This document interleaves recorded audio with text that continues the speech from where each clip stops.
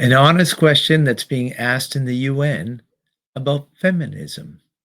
Listen in. I think it's quite interesting. I have some thoughts to share on the flip side.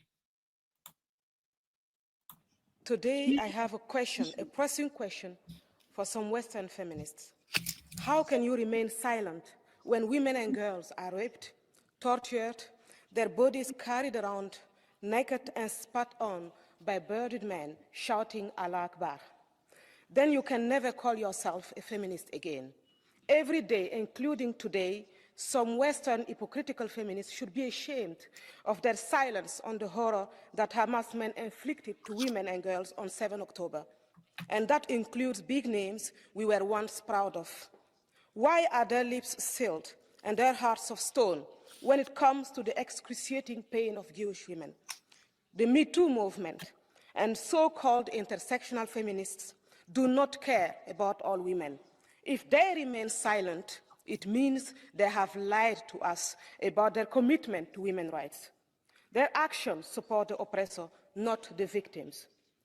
Also, the EU money does, indirectly. Those who say nothing about these women and the hostages should not be standing here and speaking about human rights. When you are under attack by terrorists, a ceasefire is like raising your hands when you are being shot at. Perhaps it's worth considering that a real lasting ceasefire will start with bringing back all the hostages to their homes and the rapists to justice. Very, very interesting. Western feminists, silent. They don't care about all women. Truth is, they don't care about human beings. It's not just about women, but a person's a person. Everybody's created in the image of God. So it doesn't make a distinction between men and women. And I'm certain in this issue we should make that distinction.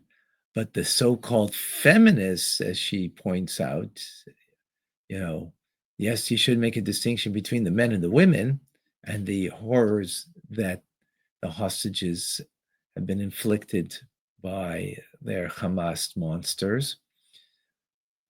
But if you call yourself a feminist, that means you care about all women. I guess some women are more equal than others. And I guess what it means is that you got to be a downright victim.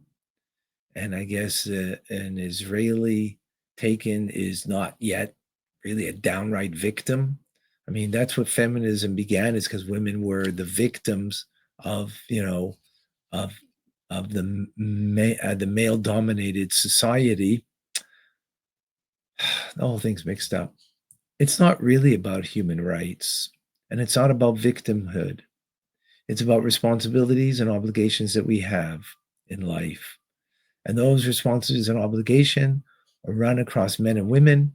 They run across all different faiths and religions, that we have an obligation to God Almighty to be good people, doing goodness and kindness, and not oppressing individuals, communities, nations.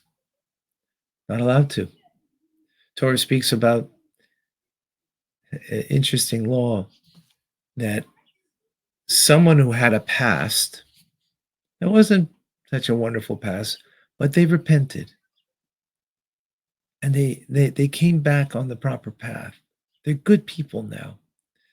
So the Torah tells us we're not allowed to remind them of their past. You remember back in the day, you were. That's called oppressive. You're not allowed to do that. It's not the right of the person that he should not be oppressed. It's an obligation on me and you and everyone that we have to be sensitive to another individual. And and we can't oppress them. Not even in words, let alone in actions. And the actions of October 7th, oppressive, they're vile, monstrous actions. Men, women, and children. Innocent men, women, and children. In this respect, there is no difference.